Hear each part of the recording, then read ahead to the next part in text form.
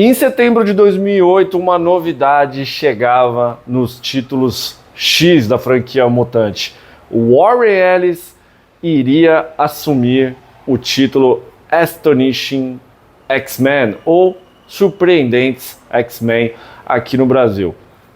Mas e você, meu querido amigo, minha querida amiga, você se lembra dessa fase nos títulos mutantes? Hoje, aqui no Nerd Mochilinha, vai ser dia de relembrar a fase mutante de Warren Ellis nos X-Men. Tá certo? Mas antes de começar aqui esse papo, queria fazer um convite. Se você ainda não é inscrito no Nerd Mochilinha, inscreva-se agora mesmo para você não perder nenhum vídeo, nenhuma postagem, para você não perder nada. E se você está aqui até agora, já deixa o seu like também, que aí você ajuda o canal demais. Tá certo? Vamos começar aqui o papo então. Depois de uma fase premiada do escritor Joss Whedon, os X-Men voltaram a ter um pequeno prestígio depois da fase Grant Morrison em New X-Men, os novos X-Men. A fase do Whedon, ela é uma fase muito querida pelos fãs, que eu particularmente acho um dos gibis mais superestimados da história. É um gibi que, puta, eu vou fazer um vídeo um dia explicando por que os Surpreendentes X-Men de Joss Whedon é um dos gibis mais superestimados da história. Então, quando o Warren Ellis acabou assumindo o título, eu admito que eu fiquei muito feliz. Eu fiquei muito feliz porque é o seguinte, eu sou muito fã do Warren Ellis. O Warren Ellis, ele é um completo lixo humano, tanto é que o cara basicamente está afastado de tudo, aí o cara não escreve mais livro, o cara não escreve gibi, o cara foi afastado de Castlevania, entre outras coisas, aí por conta das decisões erradas que ele tomou aí na vida em relação à mulherada.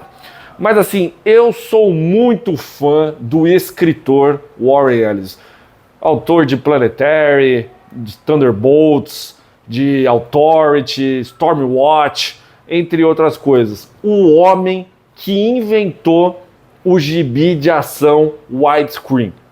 Muitos falam que é Grant Morrison que inventou na Liga da Justiça, mas o verdadeiro inventor do gibi widescreen, na minha humilde opinião, se chama Warren Ellis.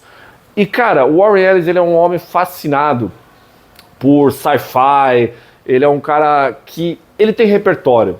Assim, você pode pegar um gibi do Warren Ellis que ele vai ter um repertório de alguma coisa. Então, quando ele assumiu os X-Men, eu já esperava bastante. Eu fiquei bastante na expectativa na época. Em 2008 eu já estava lendo o gibi.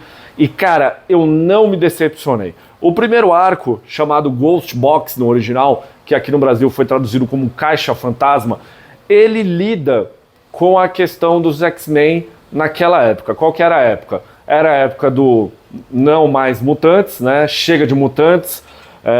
Os X-Men tinham passado ali pela saga Complexo de Messias, tinha passado pelo Dia M, tinha passado pela saga Espécies Ameaçadas, Espécies em Extinção, acho que se não me falha a memória, acho que aqui no Brasil ficou Espécies em Extinção. E o Warren Ellis, ele assume isso. Então assim, só existem 198 mutantes no mundo. Os X-Men agora têm como base São Francisco, na Califórnia, e eles estão ali lidando com tudo isso na vida deles. Só que é o seguinte, o Warren Ellis, ele, se tem uma coisa que a gente pode elogiar no gibi deles, é que ele consegue escrever gibis de adultos. E quando eu digo gibi de adultos, não é aquele gibi, ai, tem sangue, ai, não sei o que, olha como esse gibi é adulto. Não, ele sabe escrever pessoas adultas. Todos os X-Men que estão... É que aqui essa imagem ela não ajuda muito, porque é uma imagem de capa dupla, né? Deixa eu tentar aqui pegar. Todos os X-Men que estão aqui nessa imagem, Wolverine, Ciclope, Emma Frost, Fera, Tempestade e a armadura, basicamente eles são adultos, obviamente, com exceção da armadura. E o Warren Ellis, ele escreve essas pessoas como adultos. Assim, os X-Men, eles são pessoas mais velhas, eles são pessoas calejadas com o que aconteceram na vida deles, sabe? Assim, não é um herói adolescente, não é, sei lá, os fugitivos, não é, os novos mutantes anos atrás, são o prime dos X-Men aqui, é só a elite. E esses caras, eles agem como a elite. E isso você vai lendo e você percebe ao longo da revista. A armadura, ela é o grande contraponto aqui de tudo, porque ela é uma adolescente. Então ela tem os dramas dela, as dúvidas dela, enquanto os X-Men, eles agem verdadeiramente como adultos. Assim, pô, logo de cara no gibi, tem uma passagem que a Tempestade, que tinha acabado de se casar com Pantera Negra, e ela falou assim, cara, eu vim aqui visitar os X-Men porque eu tô ficando maluca lá como rainha de Wakanda, assim, eu não aguento mais todo mundo puxando meu saco, eu preciso ter uma galera aqui que me mande tomar no cu. E aí ela já fala com a Emma Frost, e ela fala assim, mas eu também tô aqui meio que a espionagem pro meu marido, o T'Challa, né, o rei de Wakanda, o Pantera Negra. E os caras falam assim, você quer dizer que você tá aqui espionando? Aí ela fala, não, meu, porra, lógico que não, né, querendo dizer assim, tipo, fica meio dúbio, é uma parada muito boa. Então, assim, é cheio de piadinha, o Fera, é um encontro de velhos amigos, assim, são amigos adultos. E, porra, tem uma coisa que me agradou muito nessa primeira edição também, desse arco, que é o seguinte, os X-Men, eles estão em São Francisco. São Francisco é uma cidade extremamente conhecida nos Estados Unidos por ser uma cidade, como é que eu posso dizer? Uma cidade progressista. É uma cidade onde tem a maior quantidade, a concentração de pessoas gays, lésbicas, LGBTQI, espero que eu tenha acertado a sigla. Cara, teve o Schwarzenegger como governador, enfim, né, a Califórnia como um todo, e eles estão em São Francisco. Então, assim, eles falam assim, cara, a gente vai sair numa missão, só que nós não vamos sair de uniforme, nós vamos sair com uma espécie de roupa de missão de rua. Porque, assim, o Warren Ellis, ele faz um negócio muito importante aqui na revista, que eu considero que é a grande diferença do Surpreendentes X-Men do Warren Ellis por Surpreendentes X-Men do Joss Whedon. Os X-Men, eles não são heróis, sabe? Eu acho que, assim, os X-Men, eles foram heróis ali nos anos 60, nos anos 70, tal, no início. Só que, assim, se você pegar toda a fase do Chris Claremont, obviamente que os X-Men, eles começam como heróis. Mas à medida que o Claremont, ele vai amadurecendo o gibi dele, o fato de ser herói é a coisa que menos importa nos X-Men ali. Os X-Men, eles não são heróis, eles são sobreviventes lutando pela própria sobrevivência. Então, assim, quando o Joss Whedon, ele chega e basicamente ele transforma os X-Men nos Vingadores na fase dele, eu acho que o gibi ele já começou completamente errado.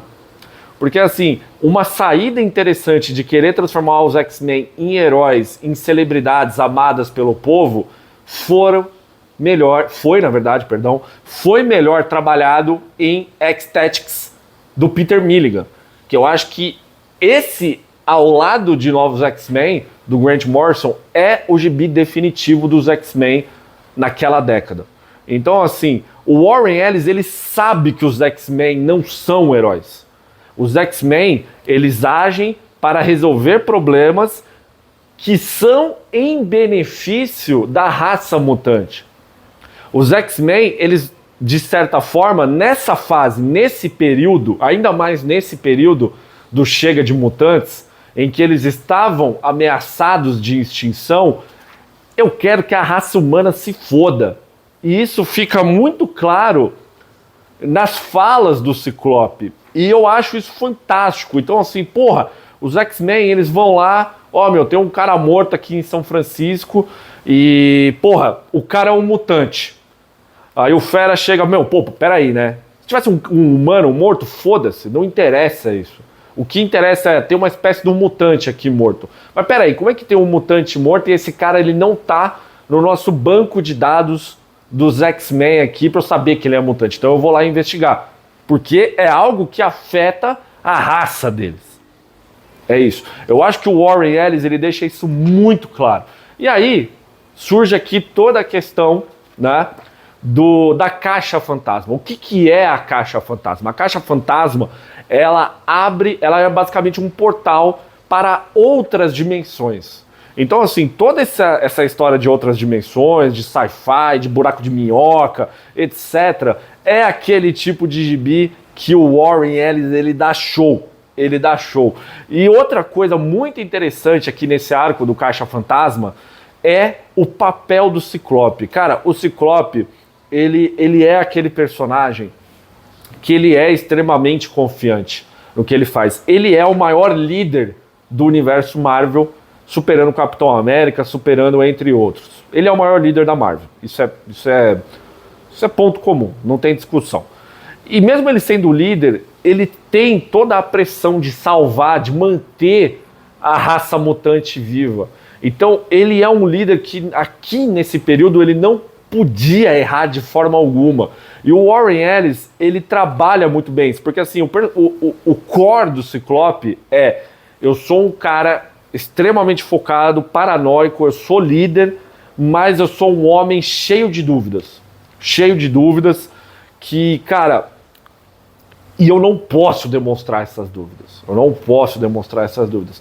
E o Warren Ellis, nesse arco aqui, ele trabalha muito bem isso. Também tem a participação aqui da Abigail Brand, né, da Sword, da espada, que, cara, o Warren Ellis, ele consegue dar uma voz para ela que é muito boa, assim. Que ela é uma espécie também de um Ciclope, de um Nick Fury, ao contrário, né? Assim, ela é responsável pela SHIELD do espaço, que é a espada, e ela ainda tem o fato dela ser uma mulher, né? Então, assim, ela tem que se impor toda hora, ela quer cagar na cabeça do Ciclope, o Ciclope caga de volta na cabeça dela. É uma parada, assim, cara, é um gibi sofisticado, assim, pô, pro padrão X-Men. Eu juro pra vocês, assim. Porque, assim, os X-Men aqui, obviamente, tem a questão da batalha, tem a questão da luta, tem o inimigo da vez aqui, que no caso é o Forge, né? E o Warren Ellis aqui, de certa forma, meio que acaba pra sempre com o Forge, e posteriormente a Marvel meio que desconsidera o que foi feito aqui com ele, mas eu achei muito interessante esse papel aqui do Forge, que já tinha demonstrado que era um cara que, sabe, assim, ele era mais pra lá do que pra cá, assim, é um cara que tem uns probleminhas aqui da cabeça, tal. E eu achei muito interessante essa questão do Forge. Ele está extremamente obcecado em resolver a questão do Dia M. E a partir do momento que ele se torna extremamente obcecado, ele acaba ultrapassando linhas. E tem toda a questão do embate dele também com o Fera, que também estava procurando toda a cura mutante, né? A cura para resolver a questão mutante. E também o embate dele de palavras apenas com a Tempestade, assim, de sentimentos. Cara, é um negócio fino. É um negócio fino, assim, que você vai lendo. E uma coisa que me deixa muito satisfeito aqui nesses arcos do Warren Ellis, eu comentei aqui apenas o primeiro, que é o Caixa Fantasma, é que toda vez que o gibi ele acaba, o arco, ele sempre acaba de uma maneira cinza.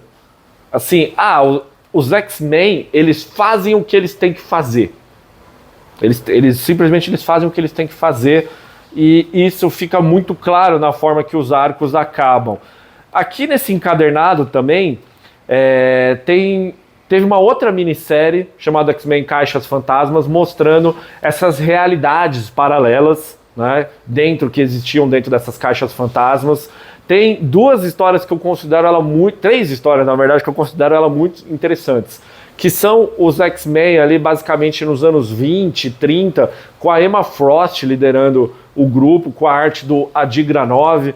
É uma história bem legal, que eu gosto bastante. Tem uma que ela é uma pequena obra-prima em relação à pessoa do Ciclope, que é o Último Testamento de Scott Summers, que é uma história maravilhosa. Ela só não é melhor porque tem a arte do horrível Clayton Crane, que eu acho que é um dos desenhistas mais pavorosos da história dos gibis norte-americanos.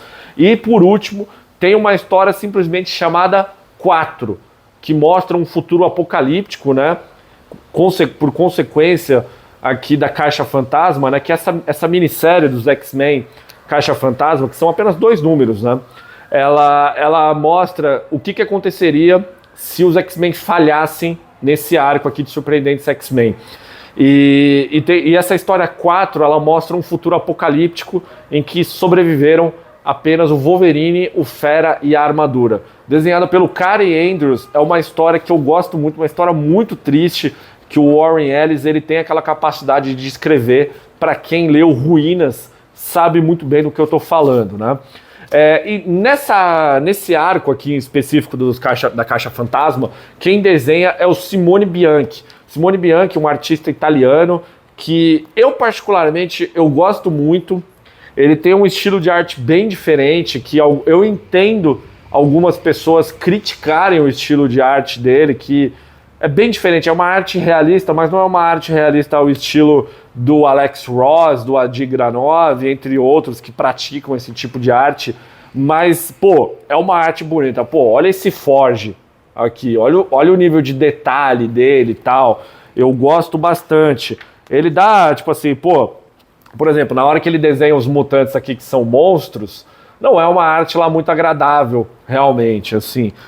Tem hora que fica muito boa, tem hora que fica muito ruim. Pô, por exemplo, esse Wolverine aqui sem máscara, eu acho uma parada que é muito boa. Posteriormente, o Simone Bianchi ele acabou saindo do título, e aí a gente tem um nível maior de arte no arco seguinte, que é o arco Exogenetic, aqui, que acho que aqui no Brasil ficou como Exogenética mesmo, né? Exogenética, na verdade. E aí, simplesmente, entra o glorioso Phil Jimenez, que já tinha desenhado os X-Men na fase do Grant Morrison, né? Inclusive fez o arco Planeta X. E, cara, de novo, o Warren Ellis, ele pega toda essa questão da falta de mutantes do mundo e ele cria tramas de ficção científica, de elementos de ficção que tornam o trabalho dos X-Men muito legal. O arco exogenética aqui, ele começa de uma maneira muito simples. A Abigail Brand, ela está no espaço tentando resolver uma questão que quando abre aqui o arco você não entende o que ela estava fazendo. Só que ela dá de cara com a ninhada. A ninhada que fazia um certo tempo que nos gibis já tinha sido extintas, né?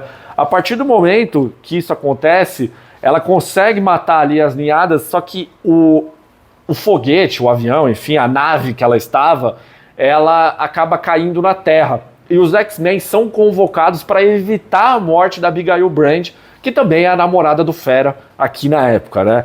Então, assim, os X-Men, de novo, eles não estão agindo como super-heróis. Aqui eles agem como uma equipe de resgate. Eles estão resgatando uma pessoa que é importante dentro da comunidade mutante. Você tá sacando o que eu tô falando? Assim, esquece essa porra de super-heróis, cara. Os X-Men, eles estão em outra coisa. A partir do momento que eles realizam ali o resgate da Abigail Brand, Emma Frost ela acaba dando de cara com uma ex-estudante dela, uma ex-estudante que no caso estava morta. E isso acaba gerando um confronto em que os X-Men acabam enfrentando um sentinela feito de carne humana, né? Essa mutante que era ex-aluna dela acaba virando um sentinela e os X-Men acabam enfrentando esse sentinela. Posteriormente, eles acabam enfrentando Krakoa novamente, uma Krakoa feito de carne. E, cara, de novo, os X-Men, eles estão lidando ali com coisas que são do universo mutante. Eles não estão ali para ser heróis. Eu sempre falo isso porque, assim, isso está extremamente claro no gibi. Posteriormente, a Abigail Brand, ela acaba revelando que a missão dela era para destruir uma espécie de um asteroide que era uma base de um cara que está querendo destruir os mutantes. Ele teve acesso aos arquivos do Fera, de testes, de teorias que ele fez para tentar salvar a raça mutante, e uma das teorias do Fera, ela acaba sendo aplicada só que pro lado mal da coisa, né? É por isso que a Ninhada foi ressuscitada, que Krakoa foi ressuscitada, posteriormente o Sauron aparece aqui também. Então assim, ó, uma ameaça mutante, estamos lidando com isso. O final desse gibi, eu acho maravilhoso, porque assim, os X-Men, eles dão de cara com o vilão. Deixa eu só pegar o nome dele aqui, para não ter erro, que eu esqueci o nome dele aqui rapidinho. É o nosso glorioso Kaga. O nosso glorioso Kaga, que ele quer matar os mutantes. Por quê? Porque ele é um mutante defeituoso, ele é uma espécie de um mutante original. E quando eu digo que ele é um mutante original, não é que ele teve uma mutação genética bonitinha como os X-Men. Ele é uma das consequências da bomba de Hiroshima e Nagasaki no Japão, o que acabou transformando ele ele teve uma mutação e que acabou transformando ele num mutante. Então ele virou um mutante contra a vontade dele. Ele falou assim, cara, quando eu vi os super-heróis americanos, norte-americanos, ali na televisão, eu falei assim, cara, esses caras são minha vida. E aí, nesse momento aqui, o Warren Ellis, ele pega todo esse arco, ele, de certa forma, ele pode ser resumido naquela tirinha genial do Linha do Trem que ele fez sobre os mutantes, né? Dos mutantes com a maior aparência humana, que sofrem, ai, como minha vida é sofrida, não sei o quê. Aí a tirinha acaba mostrando no Noturno, o Fera, o Blob, o Câmara. Então, assim, é muito engraçado que o arco basicamente é isso. E é muito bom isso, porque assim, os X-Men, eles chegam e eles ficam com dó do vilão. Eles falam, cara, puta, como é que a gente tá? Ele é um vilão, ele tava tentando matar a gente, mas ele é um puta de um fudido. E aí, o que a gente vai fazer agora, né? O que a gente vai fazer agora? E todo esse arco, ele também gira em torno das decisões do Ciclope novamente. Porque o Ciclope, ele fica tão puto com toda a situação que ele fala, eu vou matar esse filho da puta. Eu vou matar esse cara. Porque ele tá ressuscitando mutantes mortos, ele tá fazendo um monte de merda, eu tô maluco. Eu preciso matar esse cara porque ele é uma ameaça à família mutante, à raça mutante. E aí, o Ciclope, demonstrando que ele é um grande herói, né? Mesmo com todo o peso do mundo, ele ainda é um herói, né? E ele fala assim, cara, eu não vou fazer nada com você. Sabe o que eu vou fazer, na verdade? Eu vou te dar o melhor final de vida possível na sua vida. Eu vou tratar você até a sua morte para que você tenha uma vida em paz e você vai saber que são os mutantes que te proporcionaram isso. E isso acaba desmontando o Kaga. E aí o arco ele fecha com 2 páginas geniais, né? O Ciclope resolveu a situação, vou criar esse cara, vou cuidar dele até ele morrer, pá, Abigail Brand, ó, fique ciente disso, etc.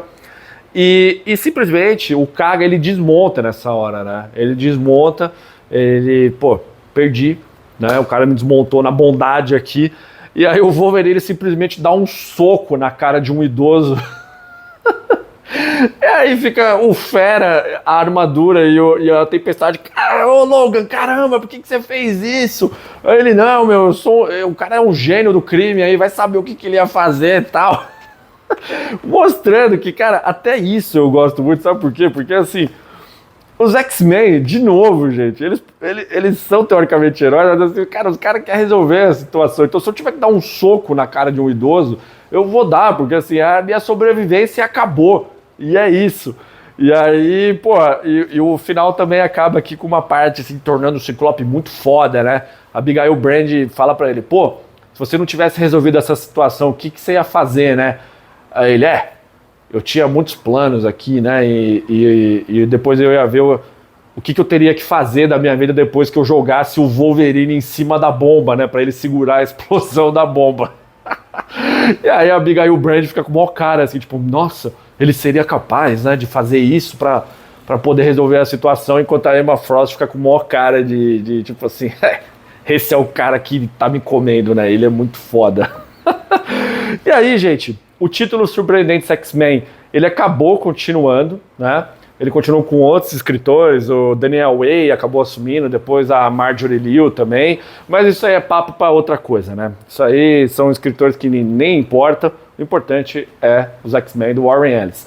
Só que teve uma época que a Marvel ela tentou transformar o Astonishing, né, os Surpreendentes, num selo. Então a gente teve o Surpreendentes Homem-Aranha e Wolverine, o Surpreendente Thor e a outra minissérie foi Surpreendentes X-Men Xenogênesis, né? Xenogênesis, que foi uma minissérie à parte do título Surpreendentes X-Men, 5 números, dessa vez desenhada pelo Karen Andrews, né? Um desenhista com uma arte bem diferente, bem estilizada, que eu gosto muito.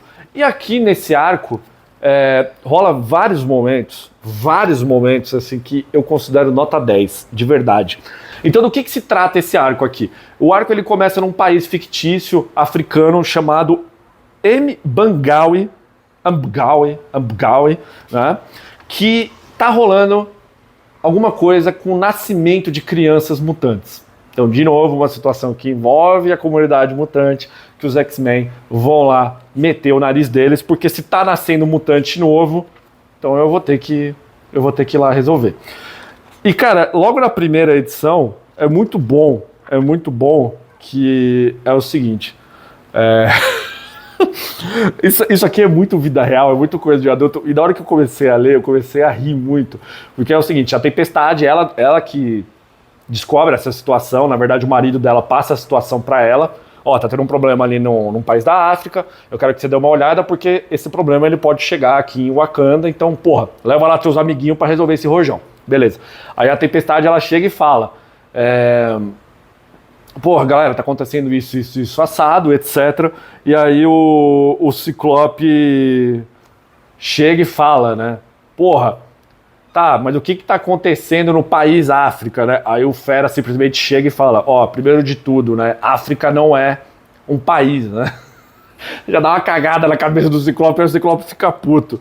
Aí logo em seguida, o Ciclope chega e fala assim, Tempestade, quero ter uma conversa com você aqui, né? Aí ele fala assim, não, eu sabia que a África não era um país, né? Eu tava só me expressando. E aí depois ele fala assim, não, mas Tempestade, eu sei que você africana. Ela, Ciclope, você sabe que eu nasci em Nova York, né? Eu não sou africano, eu sou uma divindade nascida na África, né? Nascida não, que sou adorada na África, né? Aí ele, não, você entendeu o que eu quis dizer e tal, não sei o que. O gibi abre assim, cara, e é muito foda, porque o Ciclope ele vai ficando injuriado, e aí depois a Tempestade fala, não, tá, beleza, tal. E aí depois, eu acho que o Warren Ellis também, ele apresenta uma parada muito interessante, que é o seguinte, o Wolverine ele chega e ele fala, porque todos os países da África só tem corrupção, só tem não sei o quê, e eu acho muito interessante isso, porque assim, querendo ou não, é uma visão não só de uma pessoa branca, mas também de um norte americano, que eu sei que o Wolverine, no caso, ele é canadense, né, mas não deixa de ser uma visão ali da América do Norte sobre os países africanos, assim. Aí o Wolverine fica falando um monte de merda, tal, aí não sei o que, aí rola uma discussão dele com a Emma Frost, também com a armadura ali, que é basicamente uma criança tentando entender toda a situação, tal. E aí acaba aparecendo aqui, quando os X-Men eles chegam nesse país fictício africano, os X-Men eles acabam dando de cara com um ditador local. E a gente sabe que todo ditador, ele nunca é uma coisa boa, né? Um ditador, ele, né, assim, a palavra ditador, ela já não é uma coisa lá muito positiva de se ouvir.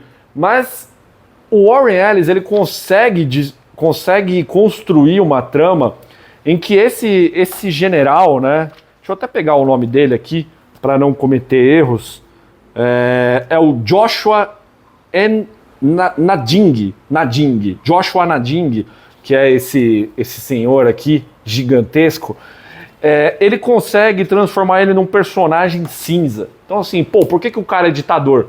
É explicado no gibi. Por que ele faz isso, isso e isso? Cara, da mesma forma que os X-Men, eles são personagens cinzas, o Sr. Joshua aqui também, ele é um cara extremamente cinza. Tudo o que ele faz é para manter o bem da população e do país dele. E, obviamente, tem um grande embate aqui com os X-Men também sobre isso. E o arco, adivinha o que ele envolve? Caixas fantasmas. Estão nascendo novos mutantes no mundo, só que são mutantes que estão ali se originando, né? Estão aparecendo ali graças à Caixa Fantasma. E adivinha quem saiu da Caixa Fantasma? Jim Jaspers, né? Jim Jaspers saiu de uma Caixa Fantasma ali, mas não o Jim Jaspers que você espera, que você conhece ali do grande gibi aqui do Capitão Britânia, que o senhor Alan Moore fez com o Alan Davis.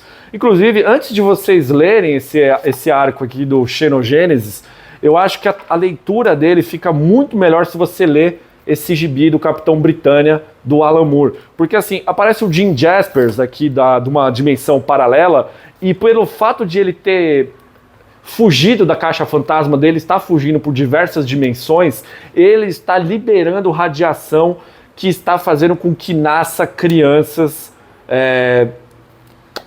com deformidades genéticas, né? Então elas não são mutantes, elas são crianças com deformidades genéticas.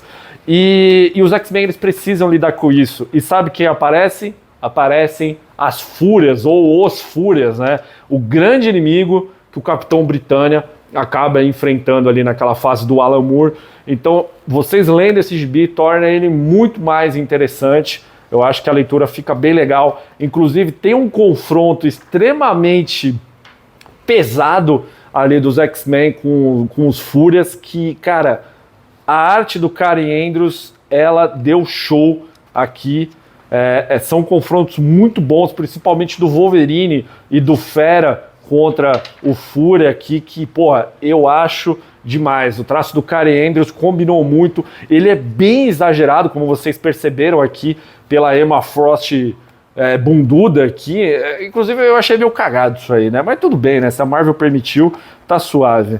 Inclusive, tem a clássica capa aqui. Eu sou completamente apaixonado por essa capa aqui do Ciclope totalmente cachorrinho da Emma Frost. Aqui. Essa capa é uma das capas mais bonitas. Se eu tivesse dinheiro na minha vida, eu iria atrás do Karen Andrews para comprar o original dessa arte aqui. Eu sou completamente apaixonado. Olha aqui uma arte mostrando os Fúrias, né? Ali.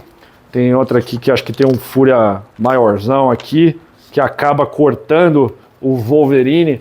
Aqui que dá para vocês verem também. E aí, gente, o arco ele acaba também de uma maneira que os X-Men acabam resolvendo a situação. A Emma Frost, ela salva o dia, só que tudo isso tem um preço. E aí, de novo, a gente entra no embate ali do ditador do país africano com os X-Men ali, em que a vida ela não é preto e ela não é nem branco. A vida ela tem tons de cinza. E o Warren Ellis ele faz sempre questão de deixar isso extremamente claro. Então aqui, esse arco em especial é o arco que os X-Men eles mais acabam agindo como super-heróis. Para quem estava sentindo falta disso. Mas não deixa de ser um arco... eles são super-heróis, então esse arco é ruim. Não, não é. Então assim, o grande elogio que eu posso fazer para essa fase do Warren Ellis no Surpreendentes X-Men é o seguinte: o Warren Ellis ele entendeu todo o cenário ali dos mutantes, da questão da extinção deles, ele entendeu o papel dos X-Men nessa nova realidade em que os X-Men eles não são super-heróis. Os X-Men eles são soldados basicamente, eles são resolvedores da situação mutante. A gente vai fazer o possível para manter a nossa espécie. E a gente não vai sair salvando o humano, a gente não vai sair enfrentando o inimigo dos outros, não. Eu tô cagando para essa situação, nós pensamos apenas na nossa questão mutante. Nós não somos heróis, nós resolvemos problemas e a gente tá aí para isso. Então, assim, isso ficou muito claro nessa abordagem do Warren Ellis, do qual eu sou extremamente fã, tanto é que eu tenho esses 3 encadernados aqui esgotados, que muito provavelmente eles não serão relançados por conta da situação do Warren Ellis aí no mercado norte-americano de gibis. Então eu recomendo vocês procurarem esses gibis para vocês lerem aí. Eu vou colocar na descrição aqui do vídeo quais são as edições que você pode encontrar toda essa fase do Warren Ellis no título.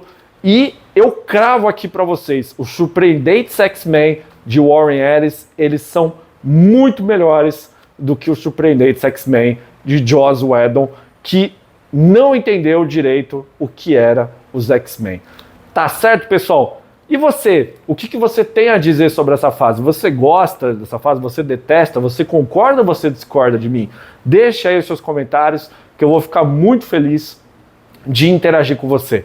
Se você ainda não é inscrito, inscreva-se no canal agora mesmo e aproveite e já deixa o seu like também. E se você já é inscrito, ative as notificações para você não perder nada. Tá certo, pessoal? Eu fico por aqui e até o próximo vídeo do Nerd Mochilinha. Valeu!